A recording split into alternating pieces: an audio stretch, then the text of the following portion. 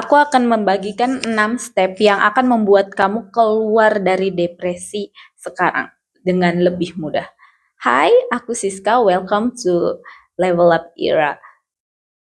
Jadi dulu aku tuh pernah mengalami depresi yang lumayan parah sampai setiap hari itu aku berpikir untuk itu.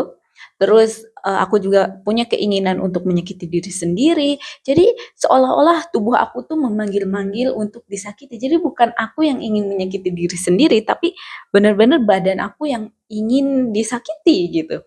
Terus aku juga pernah mengalami halusinasi. Jadi kayak aku mendengar suara orkestra yang sangat kencang, yang benar-benar kayak aku tuh berada di bioskop dengan sound Dolby, kanan, kiri, depan, belakang tuh kayak kedengeran suara musik orkestra yang sangat kencang. Padahal pada saat itu aku sedang di kamar dan tidak sedang mendengar musik, dan waktu itu malam-malam. Dan aku pernah beberapa kali mengalami hal itu, halusinasi.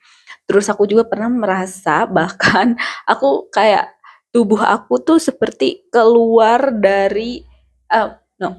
Jadi kayak jiwa aku tuh seperti mau keluar dari tubuh aku gitu, dan itu menurut aku ngeri banget.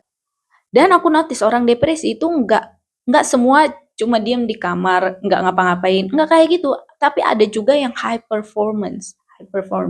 Depresi tapi high performance. Mungkin dia punya yang kata orang dikatakan sebagai punya nervous system yang fight and flight. Jadi ketika dia mendapatkan stres tingkat tinggi, dia itu malah fight and flight gitu. Waktu aku depresi itu menurut aku masih high performance. Aku kuliah, pada saat itu aku kuliah um, merantau.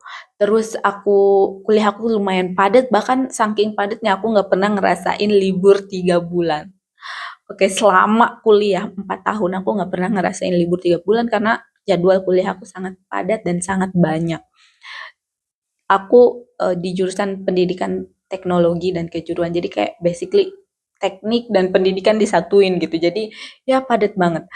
Tapi aku juga sambil kerja, sambil cari uang gitu, sambil freelance sana sini. Dan menurut aku itu high performance ya. Karena ada juga depresi yang cuma diem doang di kamar gitu, tapi ada juga depresi yang justru malah semakin dia depresi, semakin dia kayak nggak bisa diem.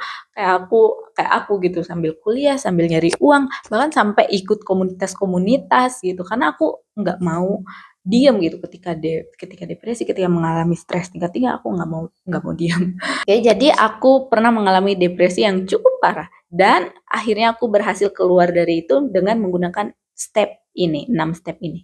Step pertama adalah memutuskan bahwa kamu akan sembuh.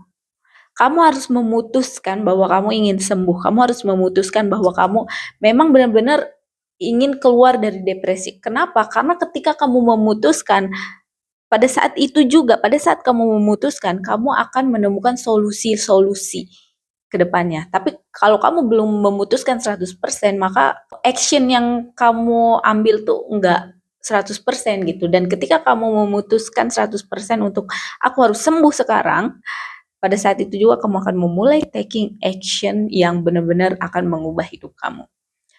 Yang kedua adalah kamu harus percaya bahwa Tuhan akan menolong kamu. I know, banyak orang depresi yang gak suka ketika mendapatkan advice, kamu tuh jauh dari Tuhan, kamu kurang ibadah, kayak gitu. Itu tuh sangat nggak relate gitu kan.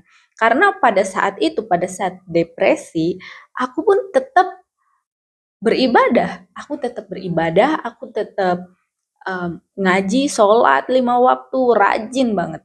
Tapi tetap merasakan depresi. Aku juga tetap mempelajari agama, tapi tetap depresi.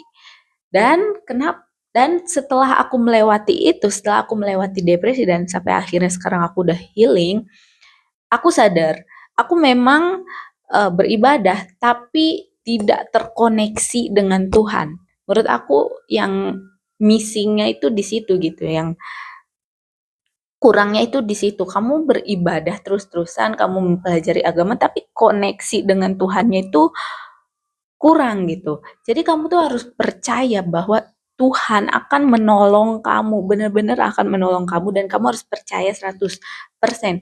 Kamu harus percaya yang sangat-sangat percaya, jangan cuma kayak, oke aku percaya, jangan kayak gitu aja, tapi benar-benar percaya sampai mengubah kepribadian kamu. Percaya yang sampai mengubah mindset kamu, mengubah kepribadian kamu, mengubah seluruh hal yang ada dalam hidup kamu gitu. Oke. Dan hal kedua yang harus kamu lakukan untuk keluar dari depresi adalah bersyukur. I know, banyak orang yang, aku bersyukur kok, bersyukur nggak ada urusannya dengan depresi. Tapi menurut aku sebagai seseorang yang pernah mengalami depresi dan sekarang sudah nggak depresi, bersyukur itu adalah salah satu fondasi utama untuk kamu benar-benar bisa keluar dari depresi. Mungkin kamu berpikir kamu pada saat ini kamu depresi tapi kamu tetap bersyukur kok. Kamu belum bersyukur yang benar-benar 100% menurut aku. Kamu harus benar-benar bersyukur 100% yang bersyukur yang seperti tadi yang sampai mengubah kepribadian kamu. Kamu benar-benar menghayati rasa syukur kamu dan aku tahu kita nggak akan bisa tiba-tiba mensyukuri semua hal dalam hidup kita. Kita pilih satu dulu aja hal dalam hidup kita, misalkan kesehatan. Kita syukuri kesehatan dengan sangat-sangat mendalam gitu sampai kayak kita nggak akan pernah mengeluh lagi tentang kesehatan gitu. Saking bersyukurnya kita. Dan itu ketika kepribadian kita berubah gitu dari bersyukur ini.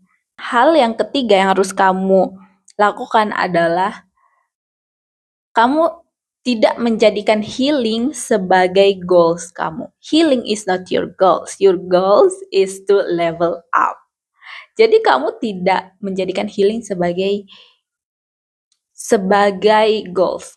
Jadi gini, aku notice banyak orang yang stuck dalam pattern healing. Jadi dia healing lagi, ke psikolog lagi. Padahal dia tuh udah jadi ketika dia masuk ke dalam mode healing, ketika dia menjadikan healing sebagai ketika dia menjadikan healing sebagai goals dia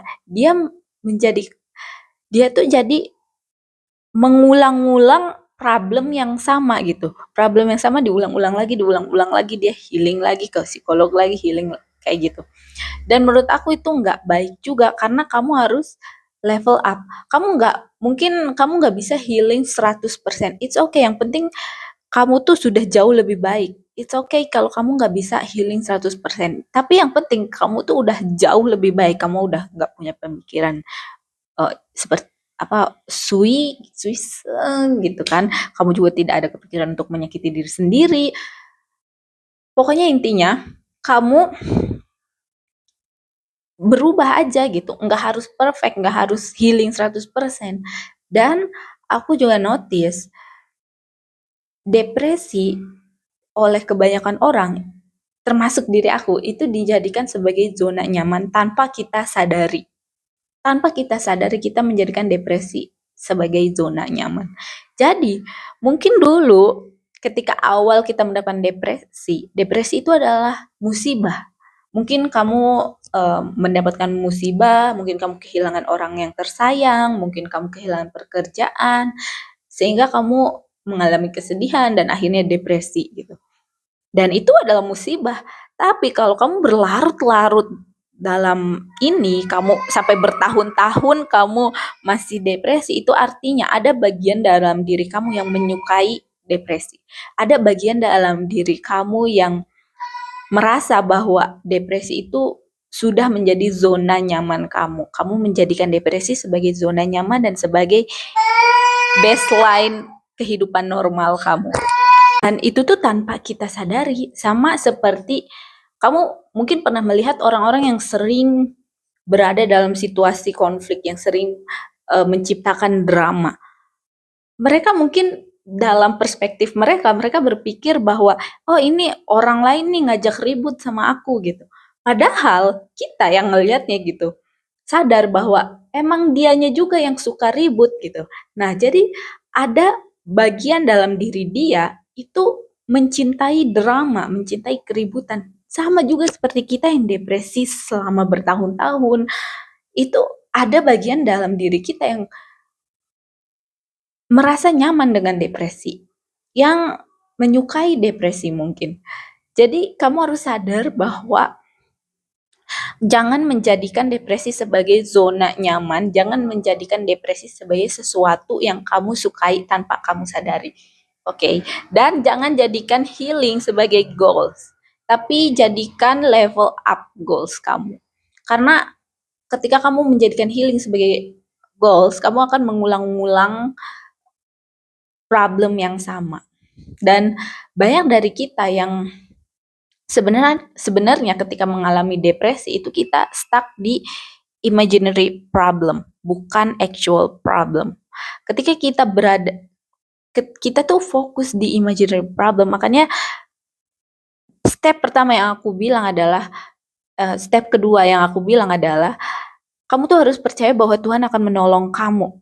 Tuhan akan memastikan bahwa masa depan kamu tuh baik-baik aja. Karena itu kita seringnya berada di imaginary problem bukan actual problem gitu. Kita tuh sering berada di memikirkan masalah-masalah yang sebenarnya itu belum nyata gitu, dan kamu harus yakin bahwa Tuhan akan menolong kamu untuk itu gitu. Dan step selanjutnya ini penting banget untuk level up, yaitu keluar dari victim naratif. Victim naratif adalah ketika kamu selalu merasa tidak beruntung, tersakiti, pokoknya intinya kamu tuh korban. Kamu selalu menyalahkan lingkungan atau hal-hal di luar dari diri kamu, menyalahkan hal-hal di luar dari diri kamu. Dan kamu harus keluar dari itu untuk mengembalikan kembali power kamu sehingga kamu bisa dengan mudah untuk level up. Sehingga kamu bisa dengan mudah untuk menemukan solusi terhadap berbagai permasalahan hidup kamu. Dan step selanjutnya yang keenam adalah co-create with God. Jadi kamu tuh nggak sendiri hidup di dunia ini. Kamu tuh punya Tuhan, kamu tuh punya ada spiritual system, kamu punya orang-orang yang support kamu.